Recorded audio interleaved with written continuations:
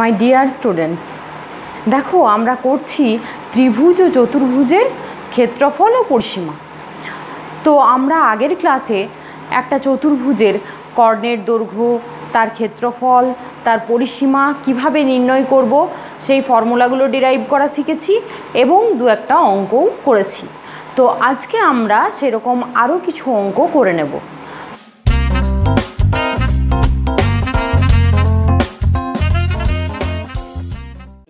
কি আছে অঙ্কটা?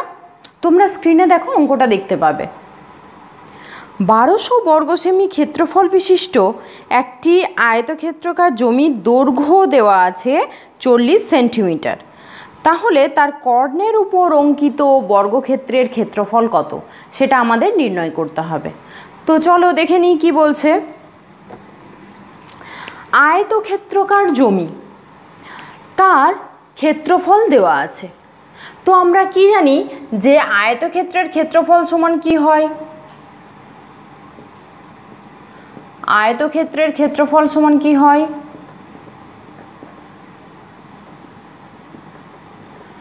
ক্ষেত্রফল সমান হয় দৈর্ঘ্য ইন্টু প্রস্থ, তাই তো? এটা হয়। এখানে দেখো আয়তক্ষেত্রের ক্ষেত্রফলটা দিয়ে দিয়েছে, এটা সমান দিয়েছে 1200 সমান, তাহলে দৈর্ঘ্য দিয়েছে কত না 40 সেন্টিমিটার, তাই তো? তাহলে প্রস্থ কত? তাহলে প্রস্থটা আমরা ধরে নিতে পারি এক্স, বা প্রস্থ সমান আমরা বের করে নেব। অতএব এটাকে, প্রস্থটাকে যদি আমি এদিকে রেখে এটাকে এদিকে নিয়ে আসি, তাহলে কি হয়ে যাবে? 1200 বাই 40 সমান হচ্ছে প্রস্থ। অর তাহলে এটা কত হয়ে যাচ্ছে? প্রস্থ সমান হয়ে গেল, কাটাকুটি করলে 30। তাহলে আমরা কি লিখতে পারি? যে প্রস্থ সমান 30 সেন্টিমিটার, এত সেমি। আমরা দেখো প্রস্থটা পেয়ে গেলাম। তাহলে চলো এঁকে ফেলি আয়তক্ষেত্রটাকে। এটা ধরো আয়তক্ষেত্রটা, এর দৈর্ঘ্য 40 সেমি আর প্রস্থ হচ্ছে 30 সেমি। বলেছে এর কর্ণ, অর্থাৎ আমি কর্ণ কোনটা দেখব? এই এসি মনে করো একটা কর্ণ আর বিডি একটা কর্ণ। তো তোমরা জানো আয়তক্ষেত্রে দুটো কর্ণই সমান হয়। তাহলে এই কর্ণ বরাবর যে বর্গক্ষেত্রটা আঁকা যাবে, এইটা হচ্ছে কর্ণটা। এই কর্ণের ওপরে যে বর্গক্ষেত্র আঁকা যাবে তার ক্ষেত্রফল কত হবে? তো দেখো, অর্থাৎ কর্ণের ওপরে বর্গক্ষেত্র আঁকা মানে এই কর্ণটা হয়ে যাবে একটা বর্গক্ষেত্রের বাহু, তাই তো? এই কর্ণটা হয়ে যাবে একটা বাহু। তাহলে এইভাবে একটা বর্গক্ষেত্র আঁকা যাবে। বর্গক্ষেত্রের সবকটা বাহুই সমান। তাহলে এইটা হলো গিয়ে এসি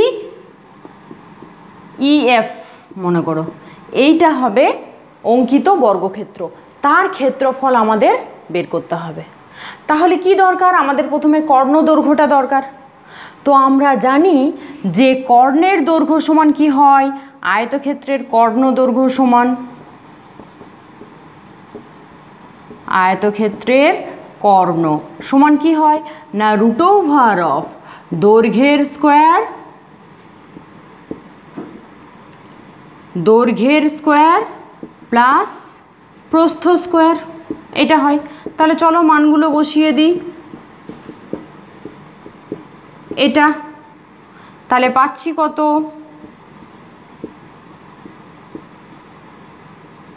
দেখো এটা আমরা পেয়ে গেলাম √ওভার অফ এইটা, তাই তো? মানে 50। কর্ণের দৈর্ঘ্য প্রায় পেলাম 50 সেন্টিমিটার, তার মানে এটা হলো 50 সেন্টিমিটার। তাহলে এটাও 50, যেহেতু এটা বর্গক্ষেত্র, এটাও 50 এবং এটাও 50। কর্ণের ওপরে যে বর্গক্ষেত্রটা আঁকা হবে তার একটি বাহুর দৈর্ঘ্য হবে 50 সেন্টিমিটার। লিখে ফেলি। অতএব কর্ণের ওপর অঙ্কিত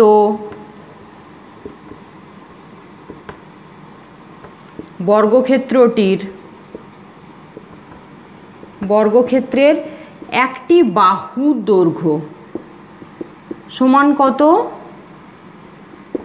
50 সেন্টিমিটার। অতএব কর্ণের ওপর অঙ্কিত বর্গক্ষেত্রের ক্ষেত্রফল সমান কি হয়? না, ক্ষেত্রফল সমান হয় বাহু ইন্টু বাহু, তাই তো? এটা হচ্ছে বর্গক্ষেত্রের ক্ষেত্রফলের ফর্মুলা। তাহলে আমরা কত পেয়ে যাব? না, 2500 বর্গ সেমি। এটা যেহেতু ক্ষেত্রফল, কাজেই ইউনিটটা হবে বর্গ সেন্টিমিটারে। ব্যাস হয়ে গেল। তাহলে আমরা কত সহজে করে নিতে পারলাম দেখো। দেওয়া ছিল ক্ষেত্রফল আর দৈর্ঘ্য, সেখান থেকে আমরা প্রথমে প্রস্থ বের করে নিলাম, তারপর দৈর্ঘ্যের স্কোয়ার প্লাস প্রস্থের স্কোয়ার করলে আমরা কর্ণের স্কোয়ার পেলাম, আর সেই কর্ণটাই হচ্ছে বর্গক্ষেত্রের বাহু। তাহলে বর্গক্ষেত্রটির ক্ষেত্রফল সমান হয়ে যাবে কর্ণের স্কোয়ার। এখানে যেটা কর্ণ সেটাই হবে এই বর্গক্ষেত্রটার একটি বাহু। পরের অঙ্কটা কি আছে দেখে নাও একবার। স্ক্রিনে দেখো, অঙ্কটা দেখতে পাচ্ছ তোমরা। প্রতি বর্গ মিটারে 3.5 টাকা হিসাবে সমরদের একটি বর্গাকার জমি চাষ করতে খরচ হয় 1400 টাকা। প্রতি মিটারে 8.5 টাকা হিসাবে সমরদের জমিটির চারধারে একই উচ্চতার তার বেড়া দিতে কত খরচ হবে আমরা হিসাব করে দেখব। তো চলো দেখে নিই কি দেওয়া আছে। দেওয়া আছে যে বর্গাকার জমিটা চাষ করতে খরচ হচ্ছে 1400 টাকা, আর 1 বর্গ মিটারে খরচ হয় 3.5 টাকা। তাহলে লিখে নিই। অর্থাৎ এত টাকা খরচ হয় 1 বর্গ মিটার চাষ করতে। 1 বর্গ মিটার জমি চাষ করতে। তাহলে 1 টাকা খরচ হয়, এইভাবেও করে নিতে পারো। 1 টাকা খরচ হয় কত হবে? এত বর্গ মিটার জমি চাষ করতে। আর আছে 1400 টাকা। তাহলে 1400 টাকা খরচ হবে কততে? না, 1400 বাই এটা, তাই তো? এত বর্গ মিটার জমি চাষ করতে। তাহলে মোট যে টাকাটা খরচ হয়েছে সেইটাকে যদি প্রতি 1 বর্গ মিটারে কত খরচ হয় সেটা দিয়ে ভাগ করে দিই, তাহলে পেয়ে যাব যে জমিটার ক্ষেত্রফল কত। তো চলো ভাগটা করে নিই।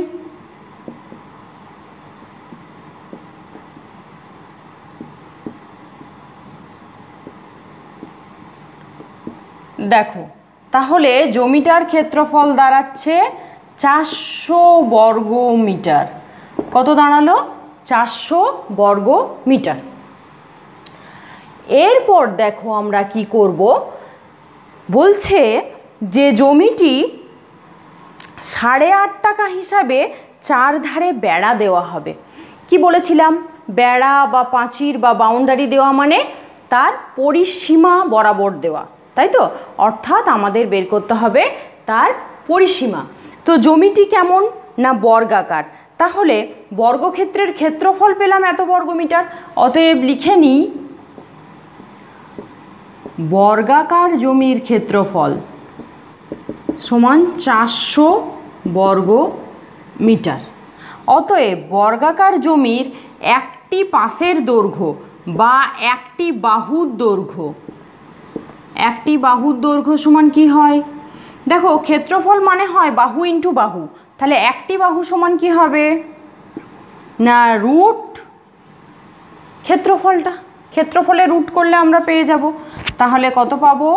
না, 20 মিটার। তাহলে বর্গক্ষেত্রটির একটি বাহুর দৈর্ঘ্য পেলাম 20 মিটার। মানে বর্গক্ষেত্রটা এরকম ধরো যদি আঁকো, তো এই দিকটা একটি বাহুর দৈর্ঘ্য হবে 20 মিটার। এরপর কি চাইছে? যে চারপাশে এটার তার কাটার বেড়া দেওয়া হবে। তাহলে চারপাশ মানে পরিসীমা। অতএব বর্গাকার জমির পরিসীমা সমান, আমরা কি জানি পরিসীমার ফর্মুলা কি হয়? না, 4 ইন্টু বাহুর দৈর্ঘ্য। এটা হচ্ছে বর্গক্ষেত্রের পরিসীমার ফর্মুলা। তো চলো বসিয়ে দিই।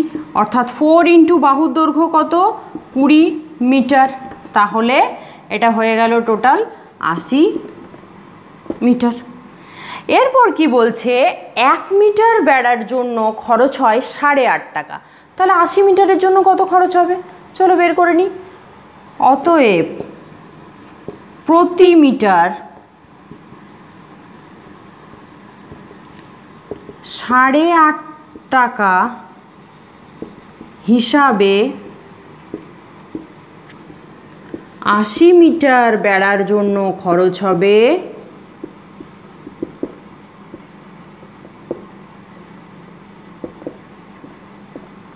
80 মিটার বেড়ার জন্য খরচ হবে, চলো কত দেখে নিই।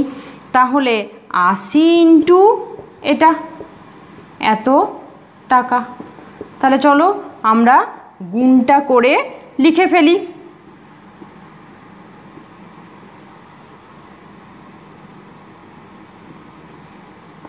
এই যে 680 টাকা। তাহলে আমরা পেয়ে গেলাম উত্তর। অর্থাৎ প্রতি মিটার 8.5 টাকা হিসাবে যদি আমরা এটাকে বেড়া দিতে চাই তাহলে মোট খরচ হচ্ছে 680 টাকা। একটা অঙ্ক দেখো, বিরাটি মহাজাতি সংঘের আয়তকার মাঠের দৈর্ঘ্য ও প্রস্থের অনুপাত 4:3। মাঠটির চারিদিকে একবার হেঁটে এলে 336 মিটার পথ অতিক্রম করা যায়। তাহলে মাঠের ক্ষেত্রফল হিসাব করে লিখি। আমি এর আগেও শিখিয়েছিলাম যে যদি অনুপাত দেওয়া থাকে তাহলে একটা কমন ফ্যাক্টর ধরে নিতে হয়, তাই তো? তো চলো লিখে ফেলি। কি বলছে? আয়তকার মাঠের দৈর্ঘ্য অনুপাত প্রস্থ সমান কত বলছে? 4:3। 4:3 এটা আছে। তাহলে ধরি কমন ফ্যাক্টরটা ইকুয়ালস টু এক্স। অতএব মাঠটির দৈর্ঘ্য সমান কত হয়ে যাবে? দৈর্ঘ্য সমান 4x আর প্রস্থ সমান হয়ে যাবে 3x। এত। এরপর দেখো কি লিখতে হবে, যে বলেছে যে আয়তকার মাঠের দৈর্ঘ্য প্রস্থের অনুপাত দেওয়া আছে, একবার চারিদিকে হেঁটে আসা হলো। এখন হেঁটে আসা মানে কি? এটা ধরো একটা আয়তকার মাঠ, এবার তুমি ধারে ধারে হেঁটে এলে, হেঁটে আসবে কেমন করে? এই ধার দিয়ে, তাই তো? ধার দিয়ে। তাহলে এ থেকে বিতে গেলে, তারপর সিতে গেলে, তারপর ডিতে গেলে, আবার এতে ফিরে এলে। এই ধারে ধারে হেঁটে আসাটা অ্যাকচুয়ালি কি? আগের দিন বলেছিলাম এই ধারে ধারে হেঁটে আসা বা বাউন্ডারি বরাবর যাওয়া, এটা মানে হলো পরিসীমা। তাহলে আমরা লিখে ফেলি পরিসীমার ফর্মুলা, তোমরা প্রত্যেকেই জানো। অতএব আয়তাকার মাঠের পরিসীমা বা পেরিমিটার সমান কি আছে ফর্মুলা? 2 ইন্টু দৈর্ঘ্য প্লাস প্রস্থ, এইটা। তাহলে চলো বসিয়ে দিই। 2 ইন্টু দৈর্ঘ্য মানে কত? 4x প্লাস প্রস্থ মানে 3x। অতএব কত হচ্ছে? 14x। এটা বেরোলো আয়তকার মাঠের পরিসীমা। এখন দেখো শর্তানুসারে এটা সমান দেওয়া আছে 336। অতএব প্রশ্নানুযায়ী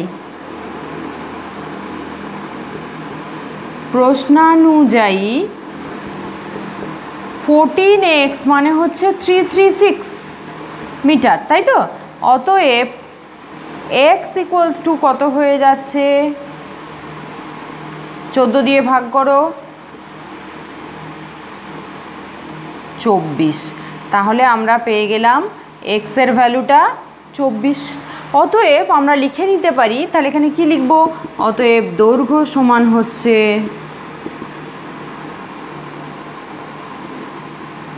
দৈর্ঘ্য সমান 4x ছিল, তাই তো? তাহলে x এর মান বেরোলো 24 মিটার। তাহলে 4 ইন্টু 24 মানে 96 মিটার। আর প্রস্থ সমান 3x, তাই তো? তার মানে 3 ইন্টু 24 ইকুয়ালস টু 72 মিটার। এটা বেরিয়ে গেল। মিটার দিয়ে দাও, এই যে। তাহলে আমরা দৈর্ঘ্য এবং প্রস্থ মাঠটার পেয়ে গেলাম। এটা দৈর্ঘ্য এবং এটা প্রস্থ। এরপর কি বের করতে হবে আমাদের? ক্ষেত্রফল। ক্ষেত্রফল মানে কোনটা? ক্ষেত্রফল মানে হলো এই যে মাঝের অংশটা, সেটাকে আমরা বলি ক্ষেত্রফল। ক্ষেত্রফলের ফর্মুলা তোমরা জানো, অতএব লিখে ফেলি আয়তাকার মাঠের ক্ষেত্রফল বা এরিয়া ইকুয়ালস টু কী ফর্মুলা হয় না দৈর্ঘ্য ইন্টু প্রস্থ। তাহলে লিখে ফেলি দৈর্ঘ্য কত বেরিয়েছে না 96 আর প্রস্থ কত আছে না 72। এটা এত বর্গ মিটার। তাহলে আনসারটা কত আসছে দেখো, গুণ করে 6912 এত বর্গ মিটার। এটা হলো গিয়ে আয়তক্ষেত্রটির ক্ষেত্রফল বা আয়তকার মাঠের ক্ষেত্রফল। এটাই আমাদের নির্ণয় করতে দিয়েছিল, করে ফেললাম আমরা।